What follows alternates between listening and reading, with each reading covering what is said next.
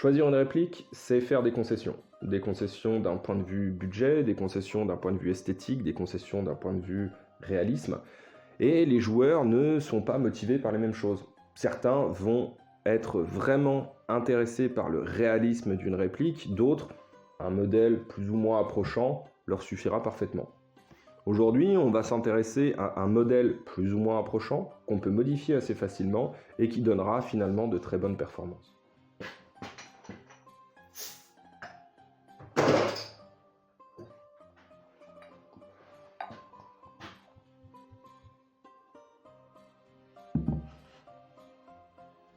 Vous le verrez pendant les tests de tir, on se rapproche du printemps. Bière de printemps.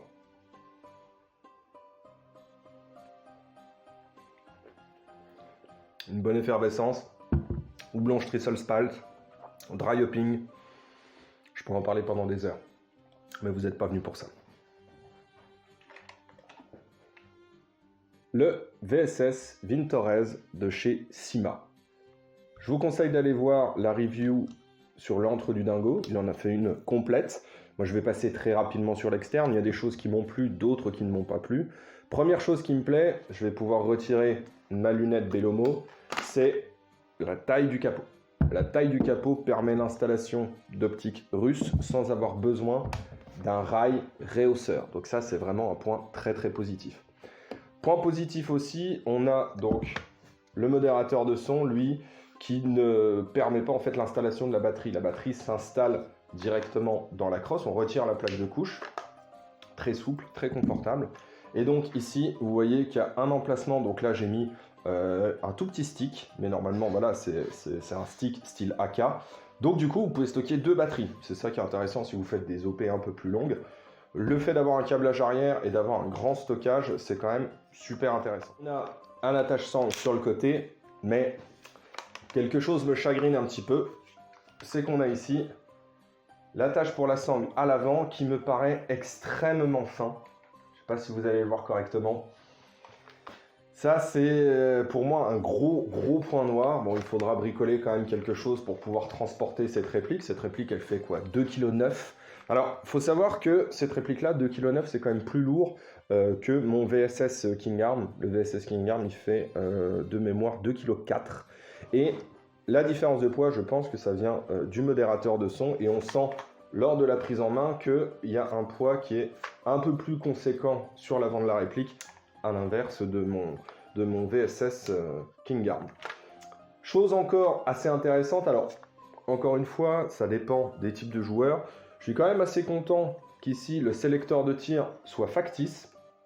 Ça nous permet d'avoir de ce côté-là un selector plate, hein, qui est vraiment ici, mais de pouvoir faire une sélection semi et full qui nous permettra, lors de l'upgrade, vous allez le voir, d'installer un MOSFET T238 sans avoir de problème.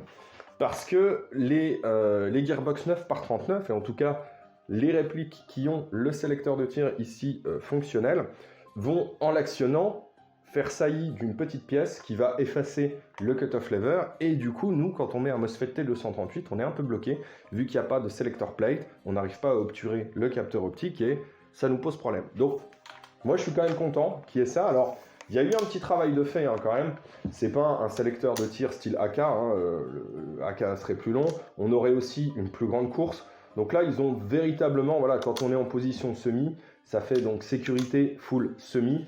On a l'impression de loin que c'est juste un levier qui nous fait sécurité et tir. Donc voilà, c'est pas quelque chose qui va me déranger. Le point noir pour le moment, ce qui devrait arriver incessamment, les chargeurs. Les chargeurs, c'est du high cap. C'est un peu dommage, ils vont normalement nous faire des chargeurs mid cap. Est-ce qu'il y aura des courts, est-ce qu'il y aura des longs, est-ce qu'il y aura les deux? J'ai essayé les King Arm et les LCT, ça ne fonctionne pas dedans, comme l'antre, hein, il a fait le test lui aussi. Il n'avait pas fait le test avec les King Arm, il l'avait fait avec les LCT. Mais il n'y en a aucun qui passe. Donc pour le moment condamné à utiliser des chargeurs high cap. Est-ce que c'est un problème? Voilà, chacun s'en accommodera. ABS, aluminium. Aluminium, moi ça me chagrine un petit peu parce que quand on commence à poser des optiques qui sont un peu lourds, bah, on va devoir serrer correctement. Donc je l'ai fait tout à l'heure pour faire les tests de tir. Il faut savoir que, voilà, ne forcez pas trop, hein, ce serait dommage de péter le rail. Donc voilà ce qu'on peut dire, en tout cas sur l'externe de la réplique. l'interne sera quand même nettement plus intéressant que l'externe. Cette réplique-là, c'est une gearbox V3 qu'il y a dedans. C'est une gearbox V3, donc énormément de pièces compatibles, énormément de pièces disponibles sur le marché, en termes d'engrenage de piston, de tête de piston, etc. Simplement, ce n'est pas une véritable V3. C'est pas une véritable V3, il y a de légers ajustements qui ont été faits pour notamment le sélecteur de tir ici et le fait que la gearbox soit légèrement plus haute. Avoir une gearbox légèrement plus haute va nécessiter une tête de cylindre bien particulière et celle-ci n'est pas compatible V3. Cette tête de cylindre elle est spécifique à cette gearbox, c'est pas une V3 standard, V2, V3 standard. On se rapprochera d'un côté de M14, d'un côté de SVD, mais voilà, c'est pas du standard V3, ça faut le savoir. Le nozzle, c'est un nozzle AK court, classique. Le block up AK, pas de souci. Moteur, axe court. Tous les engrenages, c'est V2, V3, piston V2, V3, tête de piston V2, V3. Le cylindre, j'ai choisi un cylindre qui est adapté au canon de 430 mm. C'est un 603 en laiton.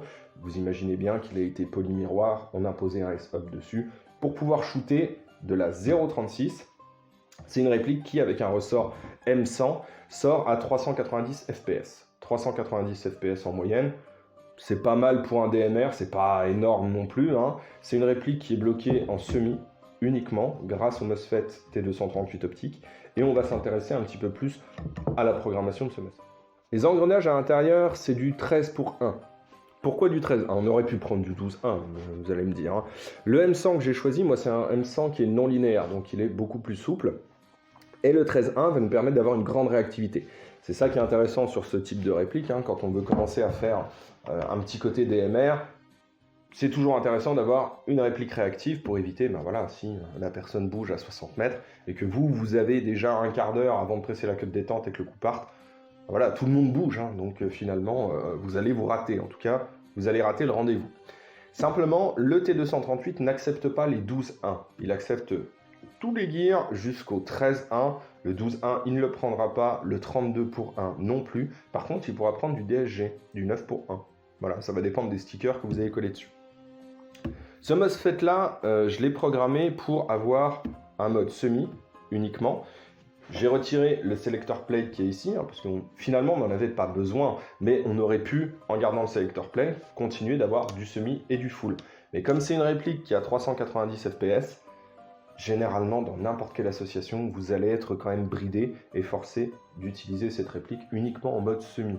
Donc pour avoir un mode semi réactif, on a gardé le T238, engrenage 13.1. Le moteur d'origine, c'est un moteur torque, mais attention, hein, il est très costaud. Ressort M100, l'étanchéité SHS, un petit calage correct.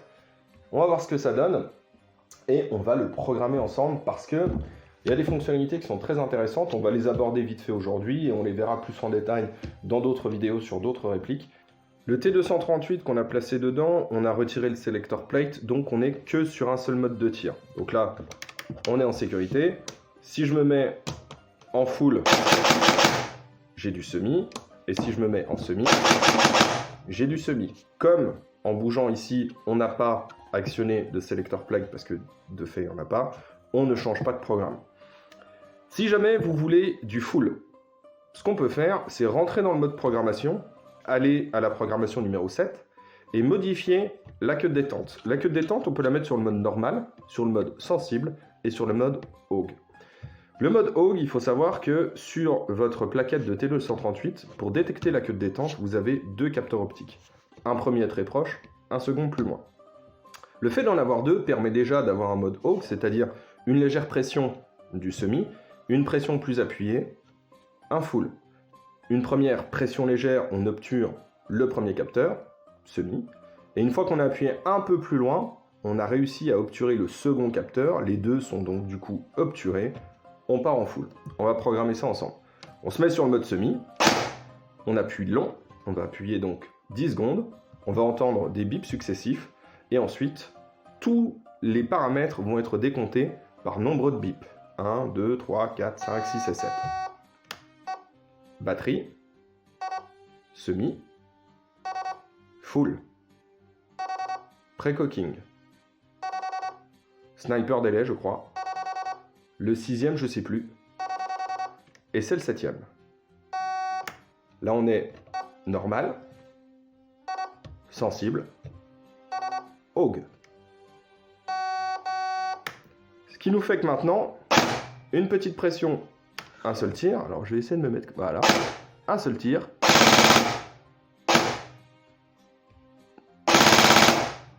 Donc, on peut quand même sans selector plate, et c'est ça qui sera intéressant quand on va aborder le SR3M, le VSS Vintorez King Arm, etc. Les vrais Gearbox 9x39 avec une sélection du mode de tir qui se fait véritablement ici. On va pouvoir quand même garder un full, mais en utilisant le mode AUG.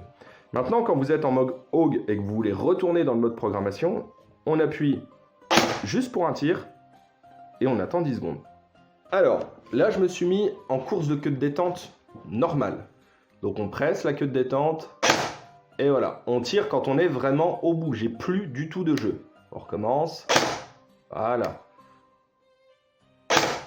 Voilà. Donc là, je suis vraiment au bout de course. Maintenant, on va se mettre en mode sensible.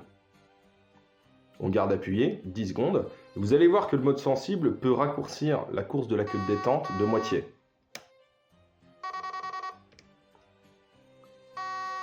Donc là, normal, et on va se mettre en sensible. On appuie long. Et maintenant, voilà, la course de la queue de détente, alors qu'avant, on devait aller jusque là. On arrive à réduire comme ça la course de la queue de détente de 50%. Donc c'est ça qui est assez intéressant. Si vous voulez spammer un petit peu, alors ce qu'on peut discuter, c'est est-ce qu'il faut le faire ou pas le faire.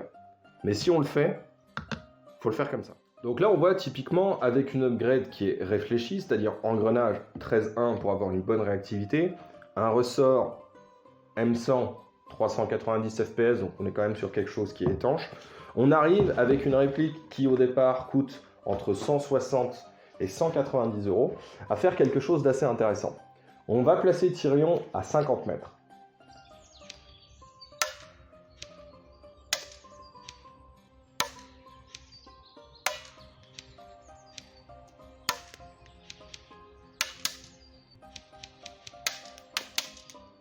À 50 mètres, il n'y a aucun problème. Aucun problème, Tyrion à chaque fois. En même temps, 390 fps, on a déjà présenté des répliques ici qui étaient nettement moins puissantes et qui arrivaient à toucher correctement à 50 mètres. Ici, on est sur de la 0.36. On va essayer de voir ce qui se passe à 60 mètres.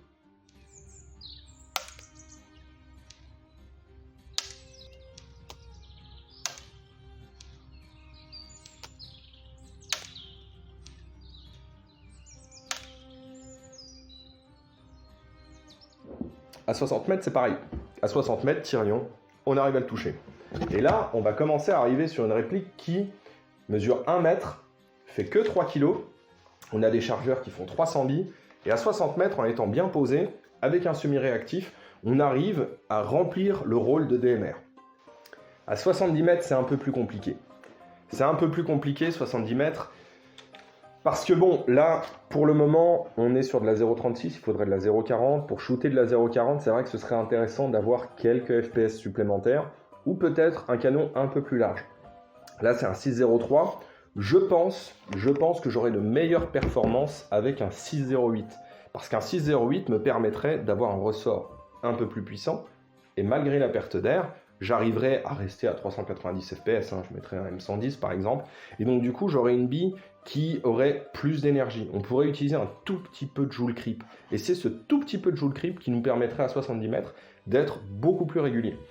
Ici, 70 mètres, on arrive, les joueurs d'en face ne seront pas en sécurité à 70 mètres, simplement elle sera faite plus pour de la reconnaissance des engagements à 60 mètres. Là, j'avais mis une Bellomo dessus. Et il faut dire qu'à 70 mètres, je peux compenser. Alors, on va me dire tout de suite, normalement, on ne compense pas. Enfin, certains disclaimers vont nous sortir ce genre de choses. Simplement, la compensation, on soulève notre hausse, et c'est ce que je fais régulièrement avec mon Mosin Nagant. Ça permet de shooter à des distances qui sont particulièrement scandaleuses, en utilisant un effet de cloche et en restant précis. On peut, quand on connaît bien sa réplique, là c'est assez simple, c'est des distances que je connais, je shoote régulièrement sur ce stand. Donc du coup, voilà, j'arrive à compenser assez facilement. Sur une partie en forêt, sur un terrain qui serait boisé, que je ne connaîtrais pas forcément, voilà, c'est quand même assez compliqué d'apprécier les distances et de se mettre à engager. Si je vois que la personne est entre 50 et 60 mètres, avec ça, il n'y a aucun problème. En une bille, on peut mettre... Honnêtement, c'est une bonne réplique. Bonne réplique dans le sens où ça a été pensé correctement. On est sur du V3, à part la tête de cylindre qui est spécifique, tout est V3. De toute façon, une tête de cylindre, un petit peu de téflon autour, on arrive à la rendre étanche. Le fait qu'ici, dans la crosse, on puisse ranger deux petits sticks. Donc là, je tourne en 11.1, c'était de la 11.1. Le MOSFET T238 tient jusqu'à du 14.8. Et d'ailleurs, du 14.8, on pourrait en mettre. Hein. Il y a largement la place pour mettre deux sticks. Donc, c'est quelque chose, moi, que j'apprécie particulièrement. L'esthétique, vous me connaissez maintenant, c'est pas vraiment mon truc. Là, je me dis que ça fait illusion. Un paint job dessus pourrait vraiment rendre cette réplique assez originale. Un petit côté Yellow Beresca qu'on pourrait faire dessus pour casser un petit peu le côté full noir. Faudra juste attendre, et pour moi c'est vraiment le point noir, juste attendre d'avoir des mid-cap corrects, mid-cap courts si possible, Sima si tu m'entends, mid-cap court. Au niveau du modérateur de son, pour ceux qui voudraient éventuellement passer cette réplique en HPA, le modérateur de son il est vide, c'est-à-dire qu'il n'y a pas de tube qui va jusqu'ici. Vous pourrez évidemment mettre de la mousse, mais vous voyez ici la sortie, hop, on est vraiment sur le diamètre du canon externe. Donc dans tous les cas, vous serez quasi obligé, à moins de rajouter un tube à l'intérieur, vous serez quasi obligé de garder un canon qui aille jusqu'au bout du modérateur de son. On pourra quand même l'insonoriser, comme je vous ai dit, mettre de la mousse dedans, ça pourrait peut-être atténuer le son. Comme on est sur du 13.1 avec un moteur torque, on arrive à avoir un claquement assez sec. Donc, pour moi c'est une réussite, ça se démonte très facilement. Pour démonter, on enlève ici la vis. La crosse ne s'en ira pas, ici le bouton est factice, hein, la crosse ne pourra pas se retirer de cette manière-là. Ici vous avez une goupille, voilà, on chasse la goupille, elle se chasse de l'autre côté, toute petite ici, très large ici, donc vous la chassez de ce côté. On enlève le capot. Le modérateur de son, on n'a pas besoin de l'enlever. Si vous voulez juste travailler sur le bloc hop-up, c'est très simple. Deux petites vis ici, clac, ça s'enlève vers l'avant, donc on peut bosser sur le bloc hop-up sans avoir à retravailler la totalité de la réplique. Je pense que certains fournisseurs, certains constructeurs devraient s'inspirer quand même de l'élégante simplicité de Sima au niveau des démontages, parce que certaines répliques, très honnêtement, sont hyper complexes. Au niveau des optiques, comme le capot est à la bonne dimension, vous pourrez mettre par exemple un rail avec un Picatinny pour mettre un Neotech, ce que vous voulez, un micro T1 si vous voulez. Vous pouvez faire passer un PK, vous pouvez faire passer des optiques russes. Ça au moins, là-dessus, vous n'aurez pas de frais supplémentaires sur une réplique qui coûte 190 € à peu près hein, sur Airsoft Entrepôt, 160 sur un site polonais très connu, Taiwan Gun. Eh ben, vous pourrez faire passer un petit peu ce que vous voulez. Niveau marquage, il n'y a pas grand-chose, si ce n'est ici un numéro de série. Voilà, on n'est pas sur quelque chose qui va être RS. Hein. On le voit déjà ici avec le sélecteur de tir, ici avec le sélecteur de tir factice, ce bouton factice, etc. Mais très honnêtement, pour le tarif, si vous voulez en faire une petite réplique et un petit jouet correct, chose importante aussi, l'ergonomie. Ici, la poignée est plus fine que sur le VSS King Arm, donc il y a quand même un côté très agréable. J'avais dû poncer la mienne, moi, pour avoir quelque chose de plus agréable. Et la prise de visée est très très correcte. Tout à l'heure, les tests de tir, j'en ai fait un à 60 mètres à la mire mécanique. Voilà, c'est une réplique. Ça va dépendre où est-ce que vous placez votre curseur, si c'est plus côté budget, si c'est plus côté réalisme, si c'est plus côté esthétique.